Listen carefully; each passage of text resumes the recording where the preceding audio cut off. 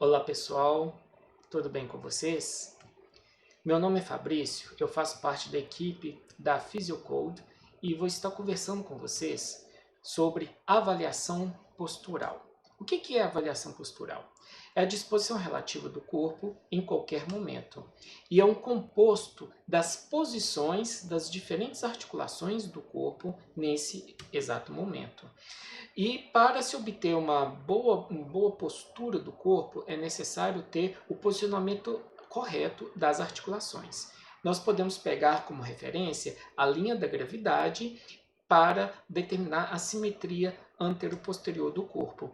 E esse posicionamento ideal é aquele que gera o mínimo de estresse articular, ou seja, é aquele que gera menor sobrecarga nas articulações e também requer um mínimo de atividade muscular. Dessa forma, é uma posição mais econômica para o corpo. Uma das teorias que justificam o posicionamento de uma articulação num determinado tempo é a teoria da tensegridade. Tensegridade é a junção das palavras tensão mais integridade. É uma propriedade presente em objetos cujos componentes usam a tração e a compressão de forma combinada. A tensegridade ela proporciona estabilidade e resistência, assegurando a sua integridade global. Assim, os tecidos biológicos, tanto passivos quanto ativos, eles possuem uma tensegridade. Nesse modelo aqui, é possível se verificar que durante os movimentos, algumas estruturas elas relaxam e outras estruturas se tensionam.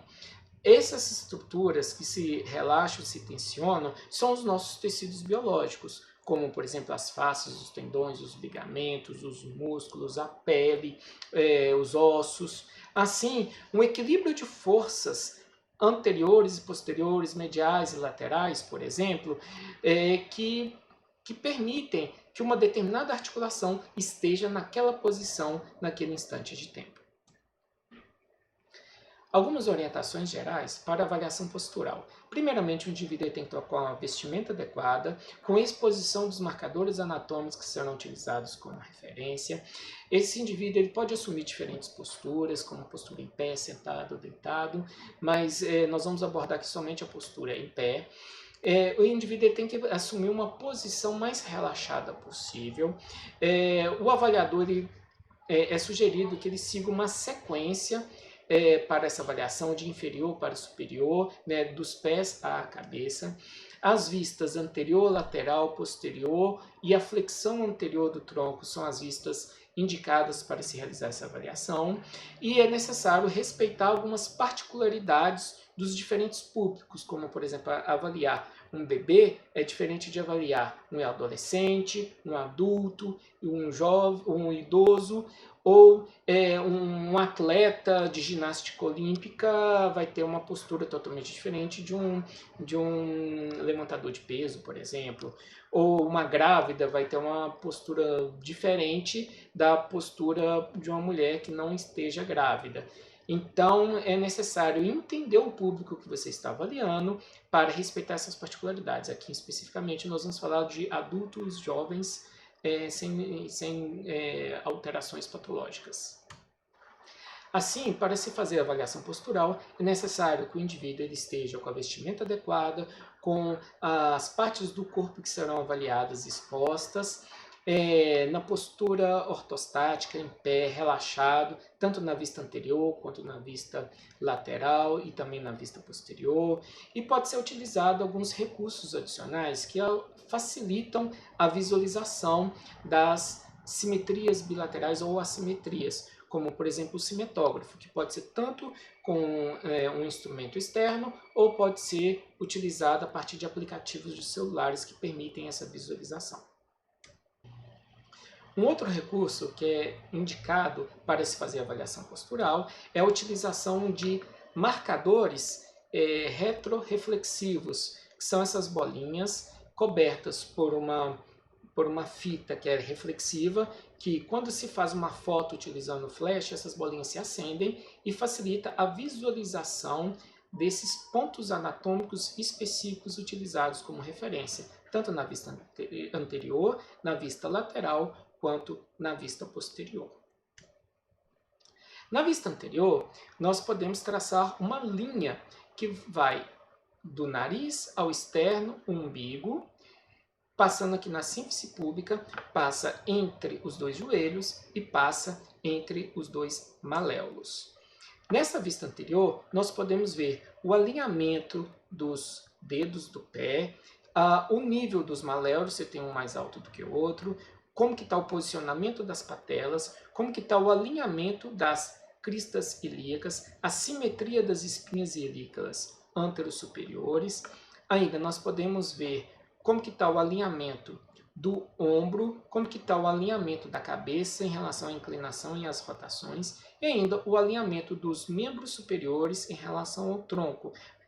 Nós podemos ver esse ângulo aqui, que é chamado de triângulo de Thales, podemos ver o posicionamento das costelas, a simetria dos trapézios.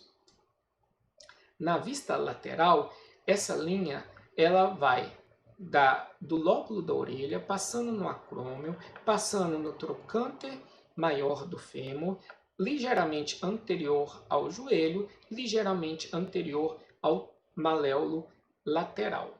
E assim nós conseguimos verificar se tem alterações na vista lateral, como por exemplo no arco longitudinal do pé, posição dos joelhos, se estão mais fletidos, se estão mais estendidos, o ângulo pélvico, se está de antiversão ou retroversão, como que está o abdômen, se tem uma protusão abdominal ou não. Aqui podemos ver as curvaturas vertebrais, como as cifoses e as lordoses. Podemos ver o posicionamento do tórax em relação ao abdômen, posicionamento dos membros superiores. Nesse caso aqui, esse indivíduo ele está com o cotovelo fletido para não tampar o marcador, mas é importante ver se esse membro superior ele está projetado anteriormente ou posteriormente em relação a essa linha. E ainda o posicionamento dos ombros, se esse ombro está protuso ou se ele está retraído. E na vista posterior, essa linha ela segue no osso occipital, passando em cima dos processos espinhosos das vértebras torácicas, passando em cima da fenda glútea e depois entre os joelhos e entre os maléolos. Na vista posterior, nós podemos ver o posicionamento dos calcâneos, se esse calcâneo está invertido ou evertido. Podemos ver a prega do joelho, para saber se esse joelho está mais valgo ou varo. Podemos verificar se está passando na fenda glútea para verificar se tem alguma inclinação pélvica. Podemos verificar a altura e a simetria das espinhas ilíacas pósteros superiores, podemos verificar a altura dos ângulos da escápula, podemos verificar a altura dos ombros e o posicionamento da cabeça. Como demonstrado nos slides anteriores, nós podemos ter alterações em tornozelo, joelho, quadril, pelve, cabeça, membros superiores. Aqui especificamente eu gostaria de falar de alterações na coluna vertebral. Fisiologicamente, nós temos 4 curvaturas na coluna vertebral, que são as lordoses cervical e lombar e as cifoses torácica e sacrococcígea.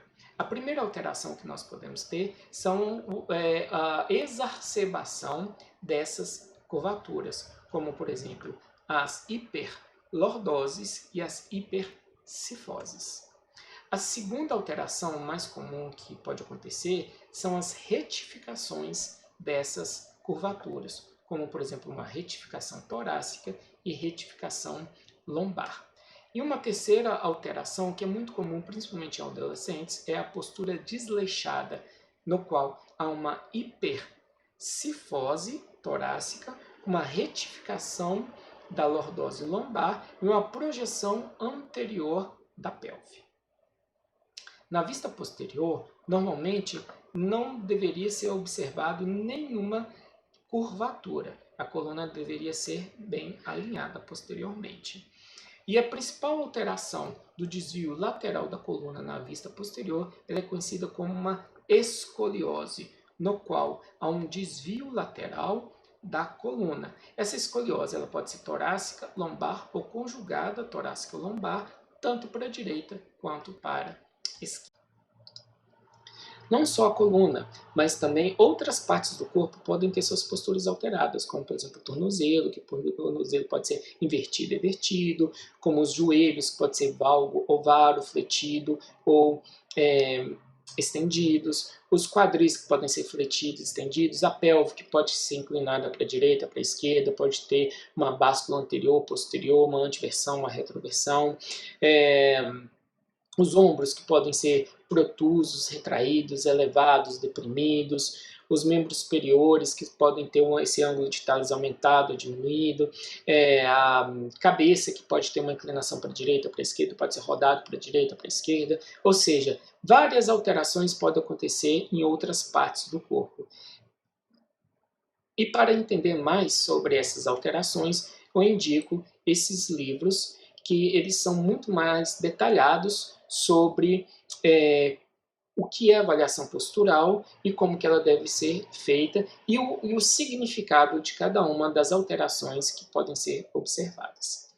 Então, muito obrigado pela atenção de todos e nos veremos no próximo vídeo.